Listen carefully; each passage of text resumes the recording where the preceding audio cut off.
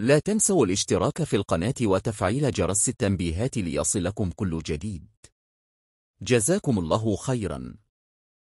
تعرقلت صفقة انتقال عبد الغفور لاميرت إلى نادي الرجاء الرياضي بسبب خلافات مالية مفاجئة.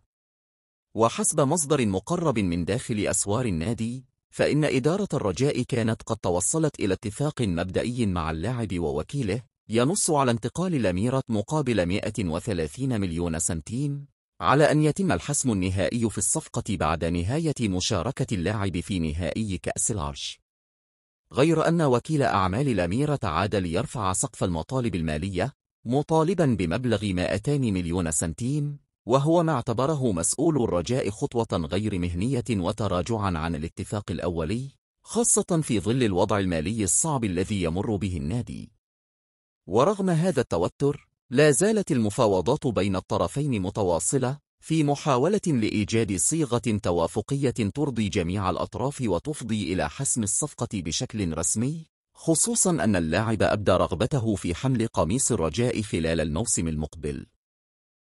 عبر الحارس يوسف مطيع عن رغبته في مغادرة نادي الوداد الرياضي خلال فترة الانتقالات الصيفية الجارية، نتيجة تراجع وضعيته داخل الفريق، بعدما ظل حبيس دكة البدلاء طوال مرحلة الإياب من الموسم المنقضي، في ظل اعتماد المدرب على الحارس المهدي بن عبيد كخيار أول. ووفقا لمصادر متطابقة، فقد تقدم مطيع بطلب رسمي لإدارة النادي من أجل فسخ عقده بالتراضي، رغبة منه في خوض تجربة جديدة تضمن له فرص المشاركة بانتظام، واستعادة نسق المباريات والتألق الذي يبصم عليه في بداياته مع الفريق الأحمر.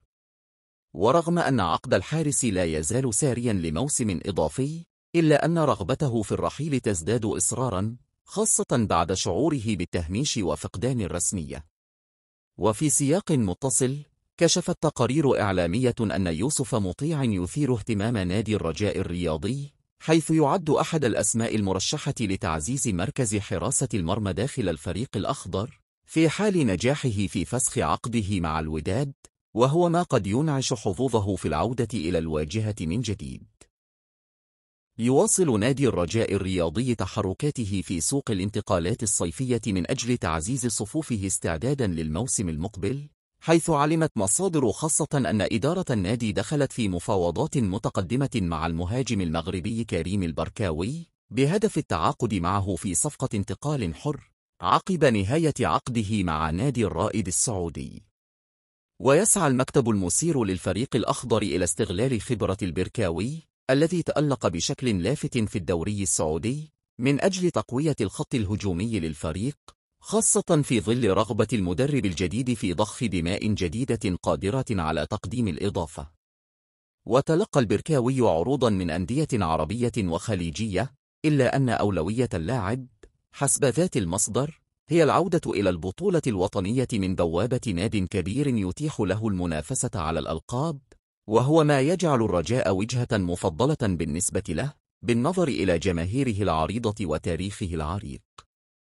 هذا ومن المنتظر أن تشهد الأيام القليلة المقبلة تطورات جديدة في الملف، قد تفضي إلى الإعلان الرسمي عن الصفقة في حال تم التوصل إلى اتفاق نهائي بشأن الشروط المالية وبنود العقد.